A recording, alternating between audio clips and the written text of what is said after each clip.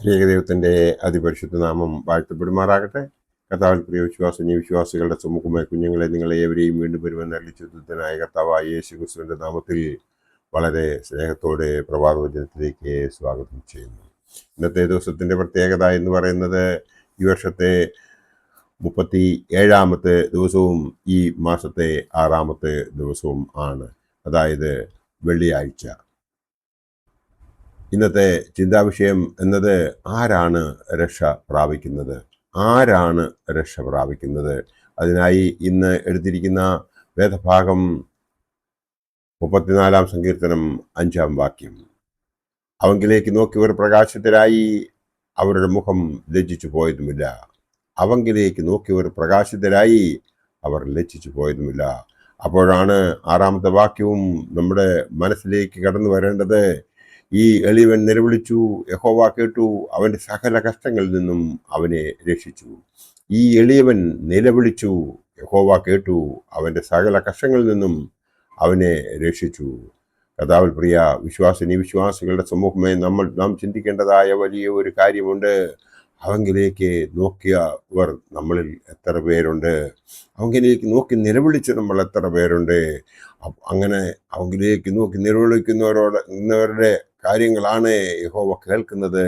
അവൻ്റെ സകല കഷ്ടങ്ങളിൽ നിന്നും അവനെ രക്ഷിക്കുമെന്നുള്ള ആ വിശ്വാസം നമുക്കുണ്ട് എങ്കിൽ നാം രക്ഷ പ്രാപിക്കും, സംശയമൊന്നുമില്ല. വിശ്വാസം എന്നതോ ആശിക്കുന്നതിന് ഉറപ്പും കാണാത്ത കാര്യങ്ങളുടെ നിശ്ചയമാകുന്നുവെന്ന് നമുക്ക് ഏവർക്കും അറിയാം. അങ്ങനെ ഉള്ള ഒരു വിശ്വാസം നമുക്കുണ്ടോ എന്ന് നാം ഓരോരുത്തരും നമ്മോട് തന്നെ ചോദിക്കേണ്ട കാലത്താണ് നാം ജീവിക്കുന്നത്. അപ്പോഴാണ് നമുക്ക് ഓരോരുത്തർക്കും വേറൊരു വേദഭാഗം കൂടി മനസ്സിലാകുന്നത്. യഹോവ മോശയോട്, എന്നോട് പാപം ചെയ്തവൻ്റെ പേർ ഞാൻ എൻ്റെ പുസ്തകത്തിൽ നിന്നും മായ്ച്ചു കളയും. അതായത് പുറപ്പാട് പുസ്തകം 32-ാം അധ്യായം 33-ാം വാക്യമാണ് ഇത്. യഹോവ മോശയോട്, എന്നോട് പാപം ചെയ്തവൻ്റെ പേര് ഞാൻ എൻ്റെ പുസ്തകത്തിൽ നിന്നും മായ്ച്ചു കളയും. നാം ഓരോരുത്തരും എത്രയോ പാപങ്ങൾ ചെയ്തിരിക്കുന്നു. ദൈവമായ കർത്താവ് നമ്മളോട് അതൊക്കെയും ക്ഷമിക്കുന്നുണ്ട്. എന്നാൽ ക്ഷമിച്ചതിന് ശേഷവും ആ പാപത്തെ നമ്മൾ ആവർത്തിക്കുന്നുവെങ്കിൽ ഒരിക്കലും നമ്മളോട് ദൈവം ക്ഷമിക്കുകയില്ല. അതിനുവേണ്ടി നാം ചെയ്യേണ്ടത്, ഇന്ന് വരെ ചെയ്തു പോയിട്ടുള്ളതായ പാപങ്ങളെ ഞാൻ ഇനി മേലാൽ ആവർത്തിക്കുകയില്ല എന്നുള്ളൊരു തീരുമാനമെടുക്കുന്നുവെങ്കിൽ ഒരിക്കലും നമുക്ക് അങ്ങനെ ഒരു പ്രശ്നത്തിലേക്ക് കടക്കേണ്ടതായി വരില്ല. അതായത് നാം ഈ ലോകത്തിലേക്ക് കടന്നു വന്നത് പാപപങ്കിലമായ ഈ ലോകത്തിലേക്ക് നാം ജനിക്കുകയും വളരെ ശുദ്ധഹൃദയമുള്ള, ശുദ്ധ മനസ്സുള്ള ഒരു വ്യക്തിയായിട്ടാണ് നാം പൈതലായിട്ട് ഈ ലോകത്തിലേക്ക് കടന്നു വന്നത്. നമ്മുടെ മാതാപിതാക്കൾ നമുക്ക് മാമോദീസയിലൂടെ അനുഗ്രഹം പ്രാപിക്കുന്നതിന് വേണ്ടിയിട്ട് അവർ ഇടയായി. അതായത് നമ്മുടെ മാമോദീസയിലൂടെ, മൂറോൻ അഭിഷേകത്തിലൂടെ, ആദ്യ കുർബാന അനുഭവത്തിലൂടെ നമ്മൾ പരിശുദ്ധാത്മാവ് കടന്നു വന്നു. ആ പരിശുദ്ധാത്മാവിൻ്റെ ഓരോ തീരുമാനം അനുസരിച്ചാണോ നാം ജീവിക്കുന്നത് എന്ന് നാം ഇന്ന് ചിന്തിക്കേണ്ടതുണ്ട്. അങ്ങനെ ജീവിക്കുന്നില്ല എങ്കിൽ നമുക്ക് ഓരോരുത്തർക്കും സംഭവിക്കാൻ പോകുന്നത്, വെളിപ്പാട് പുസ്തകം 20-ാം അധ്യായം 15-ാം വാക്യത്തിൽ പറയുന്ന ഒരു വേദഭാഗമുണ്ട്. യോഹന്നാൻ ശ്ലീഹ പത്മോസിൽ വെച്ച് കണ്ട വെളിപ്പാടിൻ്റെ ഒരു ഭാഗം. ജീവന്റെ പുസ്തകത്തിൽ പേരെഴുതി കാണാത്ത ഏവനെയും തീപ്പൊയ്കയിൽ തള്ളിയിടും. അതായത് ജീവന്റെ പുസ്തകത്തിൽ പേരെഴുതി കാണാത്ത ഏവനെയും തീപ്പൊയ്കയിൽ തള്ളിയിടുമെന്നാണ് ഈ വേദഭാഗം നമ്മെ ഉദ്ബോധിപ്പിക്കുന്നത്. അപ്പോൾ നാം ഒരു കാര്യം മനസ്സിലാക്കുക. എനിക്കെതിരായി പാപം ചെയ്ത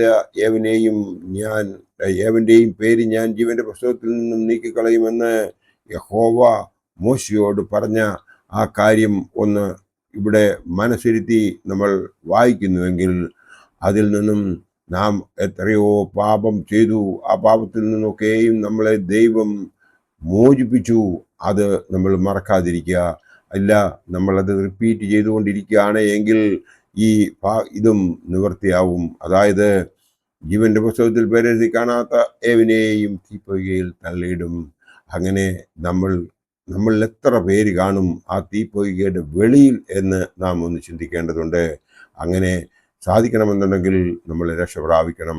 രക്ഷ പ്രാപിക്കുന്നതിന് വേണ്ടിയിട്ട് നാം ചെയ്യേണ്ടത് ഇടപെടാതെ പ്രാർത്ഥിക്കുകയും എല്ലാറ്റിനും സ്തോത്രം ചെയ്യുകയും സൽപ്രവൃത്തികൾ ചെയ്യുകയും നാം ചെയ്യുന്നുവെങ്കിൽ ദൈവം നമ്മളെ ഓരോരുത്തരെയും അനുഗ്രഹിക്കും, നമുക്ക് രക്ഷ പ്രാപിക്കുവാൻ കാരണമായി തീരും. നാം ഒരു കാര്യം മാത്രം ചിന്തിച്ചാൽ മതിയാവും. ഈ വർഷത്തെ ആദ്യത്തെ ദിവസം, അതായത് ജനുവരി 1-ന് നാം ഓരോരുത്തരും വളരെ ശുഭപ്രതീക്ഷയോടുകൂടിയാണ് ഈ ലോകത്തിലേക്ക്, ഈ ദിവസത്തിലേക്ക് കാലെടുത്ത് കുത്തിയത്.